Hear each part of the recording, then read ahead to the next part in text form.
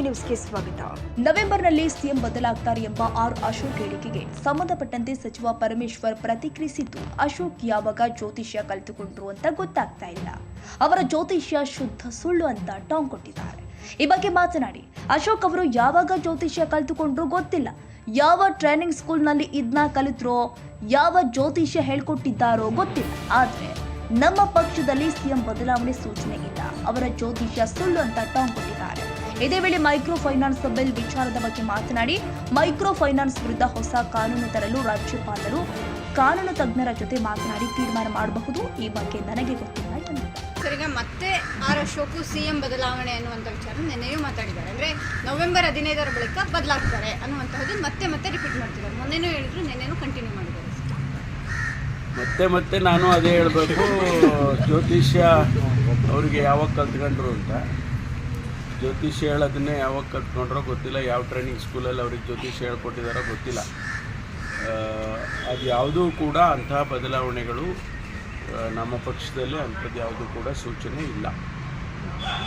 Sir, ಇನ್ನೊಂದು sir, greater Bengaluru ಇಲ್ಲಿ ಅದು ಸದನ ಸಮಿತಿ ರಚನೆ ಮಾಡಿತ್ತು ಸರ್, ಇನ್ನೂ ಅದು ಸಮಿತಿ ಸಭೆಯನ್ನು ಮಾಡಲಿಲ್ಲ. ಅದು ಪಬ್ಲಿಕ್ ಹಿಯರಿಂಗಿಗೆ ಸ್ವಲ್ಪ ಅವಕಾಶ ಕೊಡಬೇಕು ಅಂತೇಳಿ 4-5 ಕಡೆ ಪಬ್ಲಿಕ್ ಹಿಯರಿಂಗಿಗೆ ಏರ್ಪಾಟ್ ಮಾಡ್ಕೊಂಡಿದ್ದಾರೆ.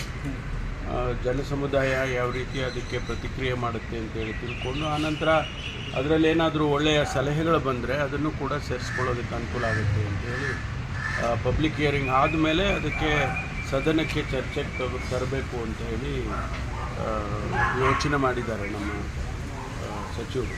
ಅಲ್ಲಿ ತುಮಕೂರು ಸೇರಿಸಿ ಕೂಡ ಗ್ರೇಟರ್ ಬೆಂಗಳೂರು ಮಾಡಿರೋ ಒಳ್ಳೆಯದು ಅನ್ನೋಂಥ ಸಲಹೆ ಕೊಟ್ಟಿದ್ದು. ಈ 2ನೇ ಏರ್ಪೋರ್ಟಿಗಾಗಿ ಹಸಿರು ಬೇಡಿಕೆ ಇಟ್ಟಿದೆ ತಮಿಳುನಾಡು, ಹಸಿರು ಮಾಡಿ ಅವರು ಹೊಸೂರಿನ ಬೇಡಿಕೆ ಮೊದಲಿಂದನೂ ಇದೆ. ಅವರು ಮೊದಲಿಂದನೂ ಕೂಡ ಹೊಸೂರಲ್ಲಿ ಇಂಟರ್ನ್ಯಾಷನಲ್ ಏರ್ಪೋರ್ಟ್ ಮಾಡಬೇಕು ಅಂತೇಳಿ ಅವರು ಪ್ರಸ್ತಾವನೆಯನ್ನು ಕೇಂದ್ರಕ್ಕೆ ಕಳಿಸಿರ್ಬೋದು.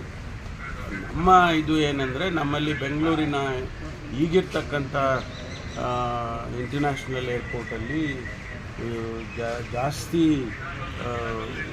ಪ್ರಯಾಣಿಕರದು ಸಂಖ್ಯೆ ಜಾಸ್ತಿ ಆಗಿದೆ. ಹ್ಯಾಂಡಲ್ ಮಾಡೋದು ಕಷ್ಟ ಆಗುತ್ತೆ.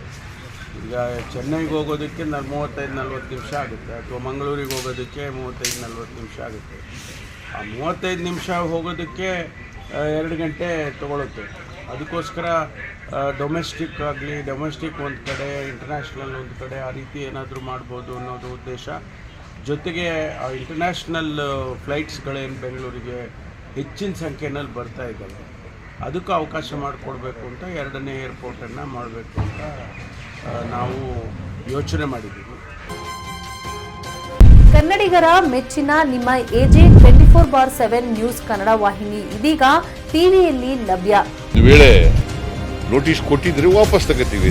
ಇವತ್ತು ವಕ್ಫ್ ಪ್ರಾಪರ್ಟಿ ಅಂತೇಳಿ ಬರ್ತದೆ ಅಂತ ಹೇಳಿದ್ರೆ ರೈತರು ಬೀದಿಗೆ ಬದಲು ಏನು ಮಾಡಬೇಕಾಗುತ್ತೆ? ಯಾರು ವೋಟ್ ಹಾಕಲಿಲ್ಲ ಅಂದರೆ ಗ್ಯಾರಂಟಿನೆಲ್ಲ ಸ್ಟಾಪ್ ಮಾಡಿಬಿಡ್ತೀವಿ.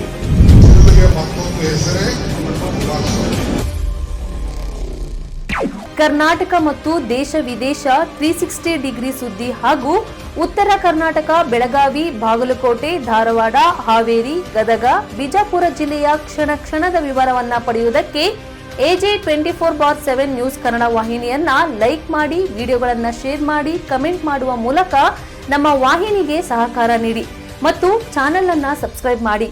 ಧನ್ಯವಾದಗಳು.